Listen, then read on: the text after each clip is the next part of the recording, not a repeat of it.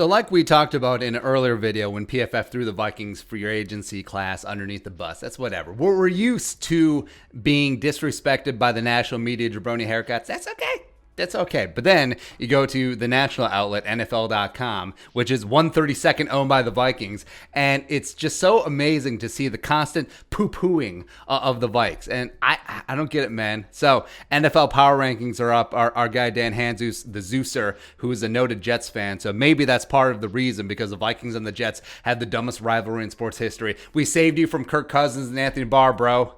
Show some love. But you think, okay, so the Vikings off-season, free agency, Danielle Hunter, hopefully he's going to be back. Michael Pierce is back for the first time. So it's like, okay, so maybe the Vikings, maybe they'll creep into the top 12. Like, I'm not thinking top 10, top 5. I understand the national media bias against the Vikings. It's certainly there, right? But, wow.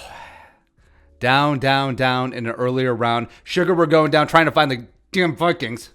Oh, 17, 1-7. NC 17. Crap. Really? So previous ranking 20. Oh, Begarla. You gave us a little love. Congratulations. Previous rank 20. The signing of Patrick Peterson brings a much needed veteran presence to a green secondary that was exposed consistently in 2020. The question is how much Peterson has left in the tank. He has the enters his 11th season. Not much. The 3-time All-Pro didn't look like the same player. In his final year, the Cardinals racked up 10 penalties, tied for second most in the NFL. He had 12 while struggling in coverage. Peterson, 30, can be an asset, but his days of living on an island against the opponent's number one receiver appear to be over. That's why he struggled. Because the Arizona Cardinals were too stupid and there's too much hubris involved. Oh, we'll just put him on wide receiver 1. Set and forget. No. He can be a damn fine cornerback 2. He needs help. He's not that guy anymore, nor is he going to be. There's a reason, like we said, $8 million with $2 million incentives as opposed to $15, $16 million per year like a top flight, carnivorous, top of the food chain cornerback. He ain't that guy anymore.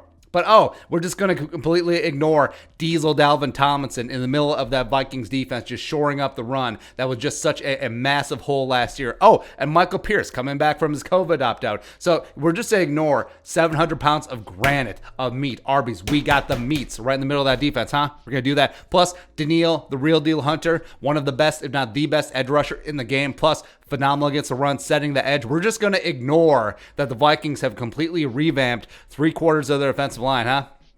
Just going to do that. Plus, Anthony Barr is back on a 1-year deal.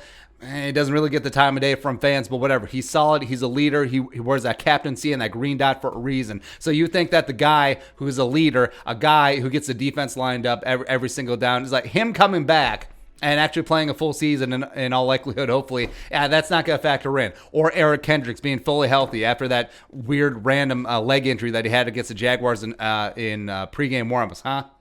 So, yeah, the whole defense that was torched. That was one of the worst in the league last year. All of a sudden, they get good bodies back. They bring in some solid guys on defense. Nick Vigil, Patrick Peterson, Xavier Woods. Okay, we'll just ignore that.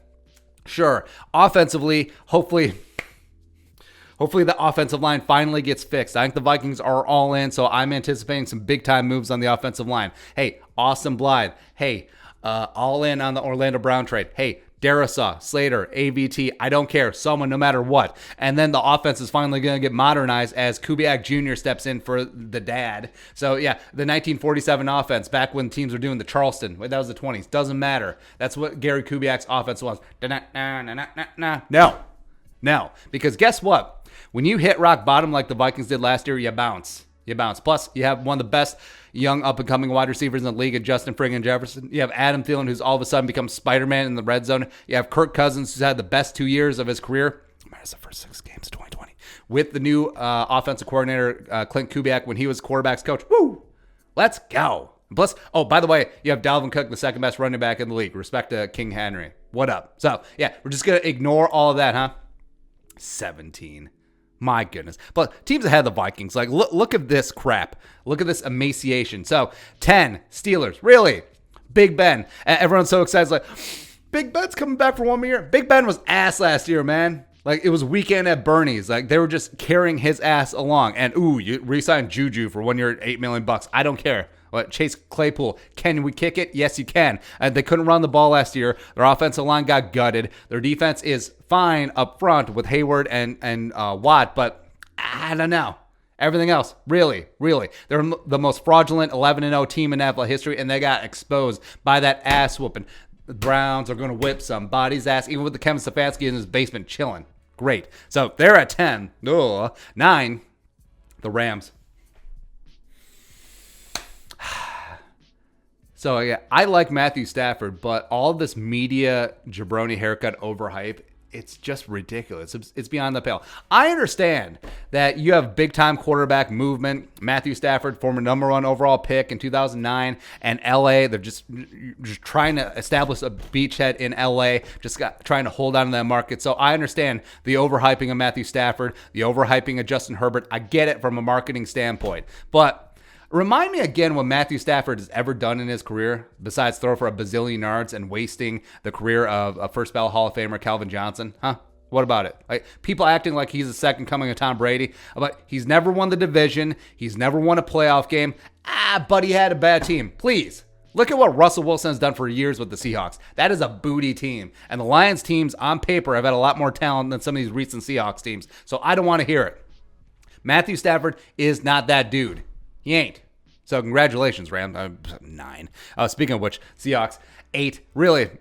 So Russ is unhappy. I mean, they're trying to fix the offensive line. Yeah. But you also lost Shaquille Griffin and Jaron Reed. You had to cut.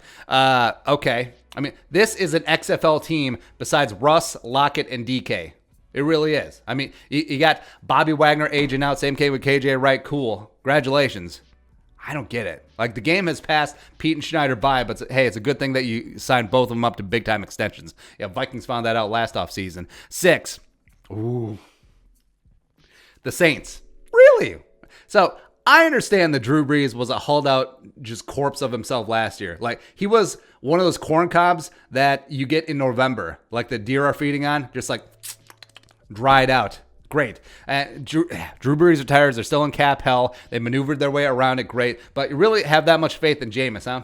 That much faith in Jameis and fullback playing quarterback Taysom Hill? Cool. And again, well, look what happened on Christmas. Everyone whooped the Vikings' ass last year. I don't care. But it's all smoke and mirrors. Like, the Saints are not players. They're pretenders. They're overrated, overhyped. They're a trash-ass football team. But 6. Really. And then next up, 3. So the greasy, grimy Green Bay Packers, led by their alleged MVP last year, the octogenarian Bird Bones Boniva. That's really what's going to happen. You threw a bunch of money at Aaron Jones. You had to let go of a bunch of your free agents. You're certainly not going to draft a wide receiver at the top of the draft again. Okay, sure. You re-signed Kevin King. How'd you give $6 million to Kevin King? Hopefully you wrote that off as a charitable donation. My goodness. But okay. 3. I mean, 3 is technically slotted where the NFC Championship game loser is going to be. So that sort of makes sense. But I understand it's a March power ranking. We shouldn't get this worked up, but it's passion, man. It's passion. Because 17 up from 20 like they're doing us a favor. Okay, just added to the list. Okay, sure. Be your thoughts. Vikings disrespected in the NFL Power Rankings. Let us know in the comments section below. Subscribe for daily Vikings takes. Want to support that work? Post on the Venmo. But until next time, Skull Production Value.